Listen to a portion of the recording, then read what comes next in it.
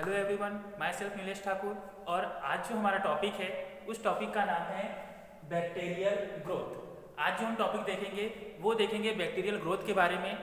ठीक है, कि बैक्टीरिया ग्रोथ कैसे करता है। ठीक है, और ग्रोथ करने के बाद में हम इसे एक ग्राफ के रूप में समझेंगे कि इसमें बैक्टीरिया कैसे ग्रोथ करता है और ग्रोथ करने के बाद में कितनी सेल्स बनती है, तो वो सब हम इस बैक्टीरियल ग्रोथ में देखेंगे। और मैंने इसके प्रीवियस वीडियो में आपको बैक्टीरियल ग्रोथ ऑफ न्यूट्रिएंट्स के बारे में बताया कि जब वो ग्रोथ करते हैं तो उनका टेम्परेचर कितना होना चाहिए, पीएच कितना होना चाहिए, कितनी ऑक्सीजन, मतलब कौन ऑक्सीजन की प्रेजेंस में ग्रोथ कर रहा है, कौन ऑक्सीजन की एब्सेंट में ग्रोथ कर रहा है। तो वो सब हमने देखा प्रीवियस वीडियो में। और आज जो हम देखेंगे वो है हमारा बैक्टीरियल ग्रोथ के बारे में कि बैक्टीरिया इसमें ग्रोथ कैसे करता है। ठीक है, तो हम इसी में जानेंगे कि बैक्टीरिया ग्रोथ कैसे करता है। अब मैंने यहाँ पर जो सबसे पहले हमारी कहना चाहिए जो हेडिंग लिखी हुई है वो मेन हेडिंग क्या है, बैक्टीरियल ग्रोथ, कि जो जीवाणु होते हैं वो ग्रोथ कैसे करते हैं। ठीक है, उनमें वृद्धि कैसे होती है। तो यहाँ पर ए मतलब पहला जो है bacterial cell division. Bacterial cell division क्या होता है कि जब बैक्टीरिया का डिवीजन होता है, जब उनकी सेल में डिवीजन होता है, कहना चाहिए विभाजित, जब सेल विभाजित होती है तो क्या होता है। ठीक है, कितनी सेल्स बनती है, किस आधार पे होता है उसमें डिवीजन, वो सब हम इस टॉपिक में देखेंगे। तो हमारा पहला वही दिया है बैक्टीरियल सेल डिवीजन, कि बैक्टीरिया की जो सेल होती है उनमें डिवीजन कैसे होता है। ठीक है, क्या दिया है, bacteria divided by binary fission. क्या दिया हुआ है, bacteria divided by binary fission. जो बैक्टीरिया है वो डिवाइड हो रहा है। ठीक है, मतलब बैक्टीरिया है जो डिवाइड हो रहा है। अब डिवाइड हो रहा है किसके द्वारा डिवाइड हो रहा है, वो bye binary fission. Binary fission मतलब द्विआधारी विखंडन के द्वारा। द्विआधारी विखंडन के द्वारा मतलब कहना चाहिए कि मान लो हमारे पास एक सेल है। ठीक है, ये हमारे पास एक सेल है और ये कौन सी सेल है, ये मदर सेल है। ठीक है, मदर सेल है। अब जब ये मदर सेल है इसके अंदर क्या है, डीएनए हुआ है। ठीक है, तो उसने क्या दिया है कि bacteria divided by binary fission, मतलब कि जो बैक्टीरिया है वो डिवाइड हो रहा है किसके द्वारा, बाइनरी फिजन के द्वारा, या कहना चाहिए द्विआधारी विखंडन के द्वारा। तो जो पहले है ये सिंगल सेल है। ठीक है, अब जब इनमें बाइनरी फिजन के द्वारा हुआ तो यहाँ पर मदर ये एक मदर सेल है। इसके बाद में यहाँ पर क्या बनी हमारी, यहाँ पर बन गई दो मदर सेल बनी। ठीक है, अब इसमें डीएनए भी अलग अलग हो गया, इसमें साइटोप्लाज्म भी है ना, इसमें ये फ्लूइड भरा हुआ है। फिर उसके बाद जब आगे की प्रोसेस हुई तो यहाँ पर ये दोनों सेल्स क्या हो गई, अलग अलग हो गई। मतलब कि मदर सेल से कितनी डॉटर्स प्राप्त हुई, हमें कितनी डॉटर सेल प्राप्त हो गई, दो डॉटर सेल रिसीव हो गई। तो ये इसी तरह बाइनरी फिजन के द्वारा क्या होता है, बैक्टीरियल सेल डिवीजन होता है। उसके बाद आगे क्या दिया है कि when a bacterial cell reaches a critical mass in its cellular constitutes the cell division। ठीक है, when a मतलब कि जब, ठीक है, जब बैक्टीरियल सेल, या कहना चाहिए जो बैक्टीरियल सेल है या जो जीवाणु कोशिका है, ठीक है, reaches a critical mass. Reaches मतलब पहुंचना, क्रिटिकल मास मतलब कि कहना चाहिए जब यह एक द्रव्यमान पर पहुंचना। ठीक है, क्रिटिकल मास पर रीचेस होती है या द्रव्यमान क्रिटिकल मास पर ये पहुंचती है, द्रव्यमान पर पहुंचती है। In its cellular constituents the cell division start. जब मास, क्रिटिकल मास के पास जब बैक्टीरियल सेल पहुंचती है ना, या द्रव्यमान के पास जब बैक्टीरियल सेल पहुंचती है तो जो सेलुलर कॉन्स्टिट्यूट्स है उनमें क्या होता है, सेल डिवीजन स्टार्ट हो जाता है। मतलब कोशिका का विभाजन क्या हो जाता है, शुरू हो जाता है, या कोशिका का विभाजन स्टार्ट हो जाता है। ठीक है, उसके बाद में हम आगे देखेंगे कि बैक्टीरियल न्यूक्लियस और chromosomes is a circular double stranded DNA molecule. ठीक है, क्या दिया है, बैक्टीरियल न्यूक्लियस और chromosomes is a circular double stranded DNA molecule. अब जो बैक्टीरियल है, बैक्टीरिया में जो बैक्टीरिया में जो न्यूक्लियस है और क्या है, क्रोमोसोम। ठीक है, बैक्टीरिया में जो न्यूक्लियस है और जो क्रोमोसोम है वो कैसे फॉर्म में है, एक सर्कुलर फॉर्म में। कौन से स्ट्रैंडेड है, डबल स्ट्रैंडेड डीएनए मॉलिक्यूल है। मतलब दो इसमें स्ट्रैंड है किसके, डीएनए मॉलिक्यूल के कितने स्ट्रैंड है इसमें, 2 स्ट्रैंड्स प्लस है बैक्टीरियल सेल में, ठीक है, circular double stranded DNA molecule, मतलब गोल आकार में इसमें कितने स्ट्रैंड है डीएनए मॉलिक्यूल के, 2 स्ट्रैंड्स प्लस है। बट आगे हम देखेंगे the nuclear division precedes bacterial cell division. अब जो द न्यूक्लियर डिवीजन मतलब कि जो न्यूक्लियर है या जो न्यूक्लियस का जब डिवीजन हो रहा है तो किसके साथ में होता है, बैक्टीरियल सेल डिवीजन के पहले किसका डिवीजन हो जाता है, न्यूक्लियर डिवीजन होता है या केंद्रक का विभाजन होता है। The 2 strands of DNA are separated, ठीक है, कहते हैं द 2 स्ट्रैंड्स मतलब कि जो हमारी डीएनए की कितनी, डीएनए मॉलिक्यूल की कितनी स्ट्रैंड्स है, 2 स्ट्रैंड्स है। तो जो 2 स्ट्रैंड्स है ऑफ डीएनए, ठीक है, 2 स्ट्रैंड्स किसकी है हमारे पास, डीएनए की 2 स्ट्रैंड्स है, are separated and new complementary strands. DNA की जो हमारे पास 2 स्ट्रैंड है आर सेपरेटेड मतलब कि उन्हें सेपरेट कर रहे हैं, अलग अलग कर रहे हैं, सेपरेट कर रहे हैं। तो सेपरेट करने के बाद में एंड न्यू कॉम्प्लीमेंट्री स्ट्रैंड्स, कितनी स्ट्रैंड्स बन रही, मतलब कि एक नई कॉम्प्लीमेंट्री स्ट्रैंड्स बन रही है। कॉम्प्लीमेंट्री स्ट्रैंड्स मतलब इसके पूरक एक नई स्ट्रैंड्स बन रही है किसकी, डीएनए की, ठीक है। हमारे पास डीएनए की 2 स्ट्रैंड्स हैं, ठीक है। तो जब है ना, जब क्या हो रहा है, जब हम उन स्ट्रैंड्स को सेपरेट कर रहे हैं या अलग अलग कर रहे हैं, तो अलग अलग करने के बाद में हमारे पास न्यू कॉम्प्लीमेंट्री स्ट्रैंड्स बन रही है, एक नई पूरक कहना चाहिए डीएनए की क्या बन रही है, स्ट्रैंड्स बन रही है, ठीक है। फिर आगे हम देखेंगे कि आर फॉर्म मतलब कि नई जो स्ट्रैंड्स है वो फॉर्म हो रही है, बन रही है। The replicated DNA molecules are distributed to the 2 daughter cells।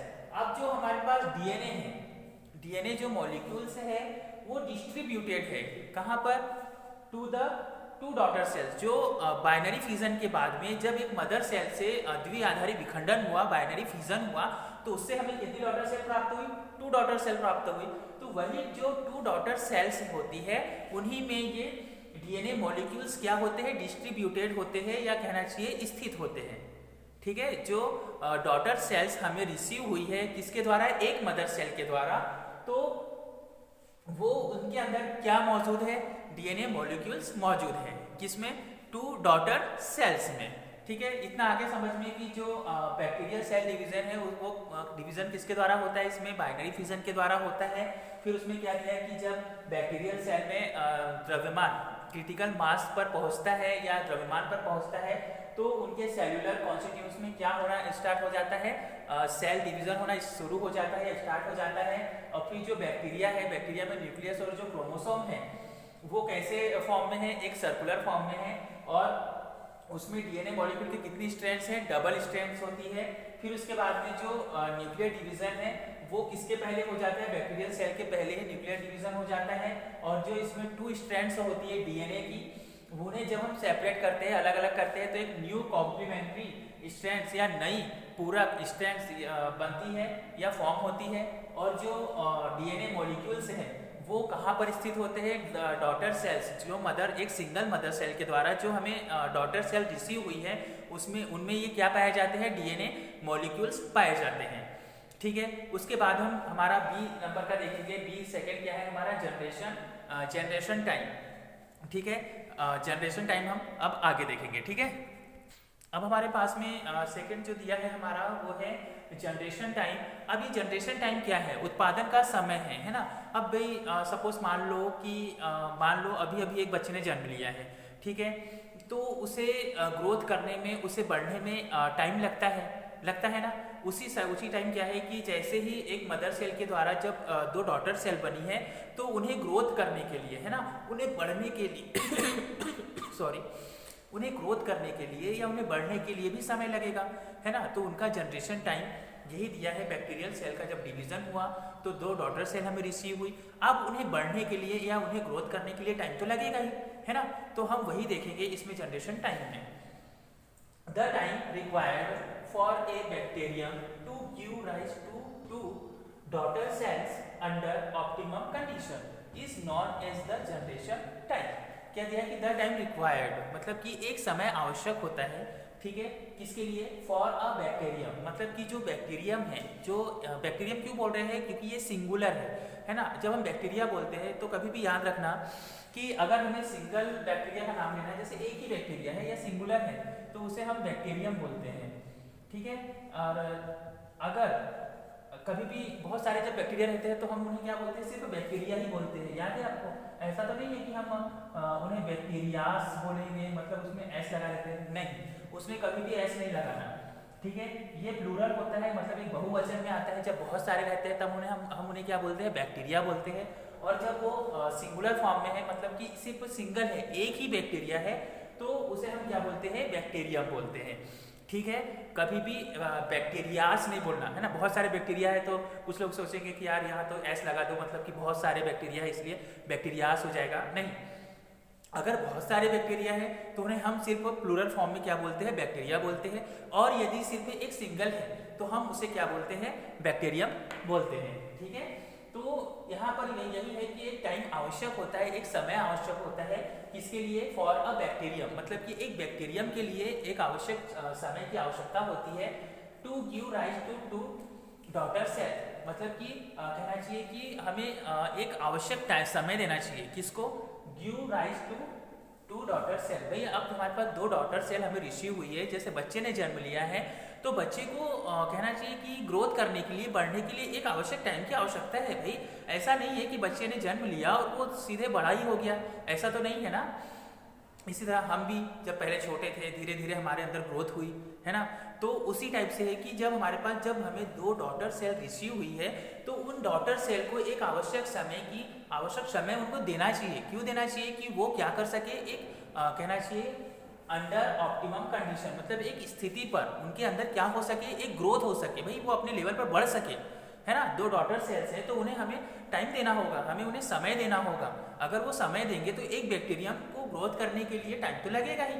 अगर वो हमारे लिए हार्मफुल है तो चलो ठीक है, हम उन्हें डेथ करने के लिए कुछ भी उसका सॉल्यूशन ढूंढेंगे। बट अगर वो हमारे लिए यूजफुल है तो उन्हें ग्रोथ करने के लिए हमें कुछ तो न्यूट्रिशन प्रोवाइड करेंगे, तभी तो वो ग्रोथ करेंगे, है ना।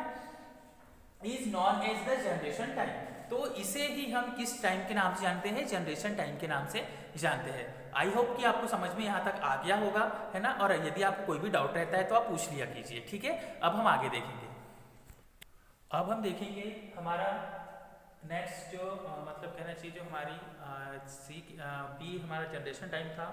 अब हम देखेंगे क्लिनिकल सिग्निफिकेंस के बारे में। क्लिनिकल सिग्निफिकेंस मतलब क्या होता है? ये होता है एक नैदानिक महत्व होता है, इम्पोर्टेंस होता है।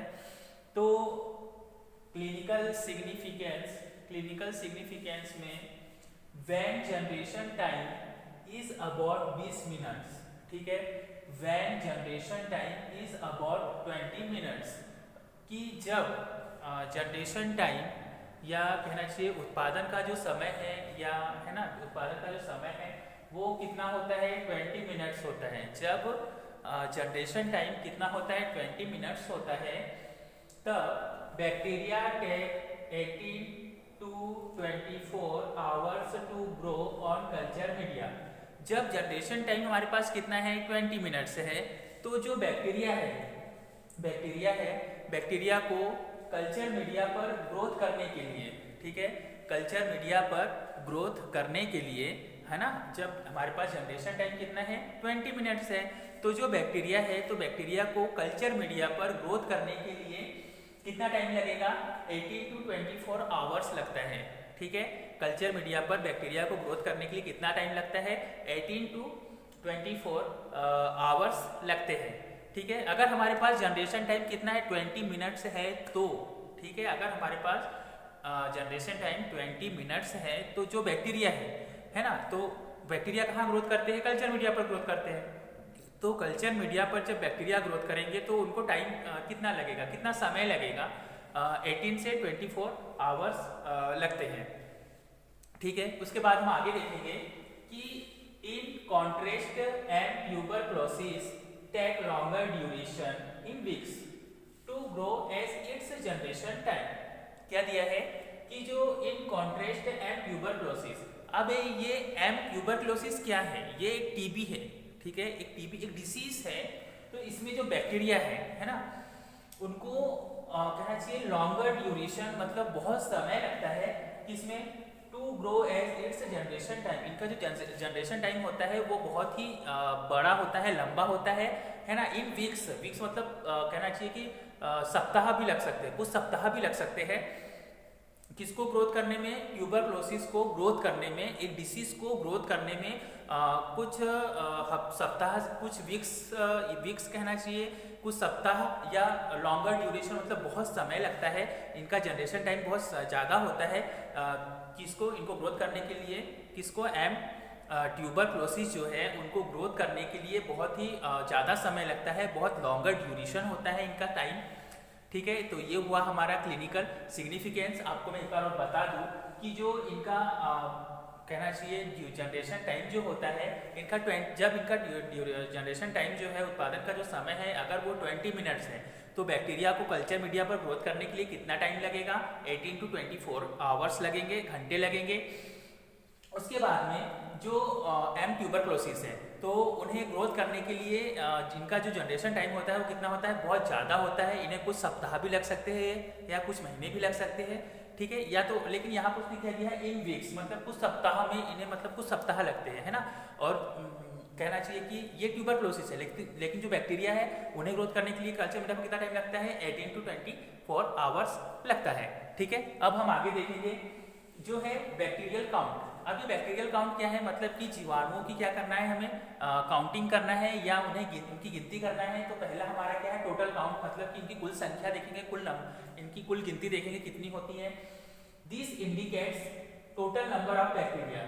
दिस इंडिकेट्स मतलब कि यह दर्शाता है या यह प्रदर्शित करता है कि जो टोटल नंबर ऑफ बैक्टीरिया, जो बैक्टीरिया के टोटल नंबर है, ठीक है, बैक्टीरिया के जो टोटल नंबर है, is the specimen irrespective of whether they are living or dead. जो यह प्रदर्शित करता है कि जो बैक्टीरिया के टोटल नंबर है वो मतलब किसी भी बात की परवाह किए बिना, किसी भी बात की परवाह किए बिना, इरेस्पेक्टिव किए बिना क्या है कि उन्हें मतलब वो लिविंग है या डेड, है ना। कहना चाहिए किसी भी बात की परवाह किए बिना कि वे क्या है, लिविंग है या डेड, या मतलब उन्हें इस बात की परवाह नहीं होती है कि हम जीवित रहेंगे या मर जाएंगे, तो भी उनकी कहना चाहिए कि टोटल नंबर, बैक्टीरिया के टोटल नंबर का टोटल नंबर देखे जाते हैं। ठीक है, उसके बाद में है कि विएबल काउंट। विएबल काउंट मतलब होता है कि व्यवहार्य काउंट करना या व्यवहार्य गिनती करना। तो इसमें क्या है, it measures the number of living cell. Viable count में क्या किया जाता है, लिविंग सेल को का मेजर किया जाता है, उनके नंबर को मेजर किया जाता है या उनके नंबर को काउंट किया जाता है किसमें, विएबल काउंट में। ठीक है, तो ये हो गया हमारा बैक्टीरियल काउंट की जो पहला है कि this indicate total number of bacteria, की जो बैक्टीरिया के टोटल नंबर्स होते हैं वो बिना किसी बात की परवाह किए बिना, उन्हें ये भी मतलब परवाह नहीं होती है कि हम लिविंग है या डेड है, तो भी उनमें ग्रोथ होती है। फिर उसके बाद में जो विएबल काउंट होता है, तो विएबल काउंट में क्या किया जाता है कि सिर्फ लिविंग सेल्स का, मतलब जीवित कोशिकाओं का ही मेजरमेंट किया जाता है या उनके नंबर को मेजर किया जाता है, नंबर को काउंट किया जाता है। ठीक है, तो ये हुआ हमारा कहना चाहिए क्लिनिकल सिग्निफिकेंस और बैक्टीरियल काउंट के बारे में।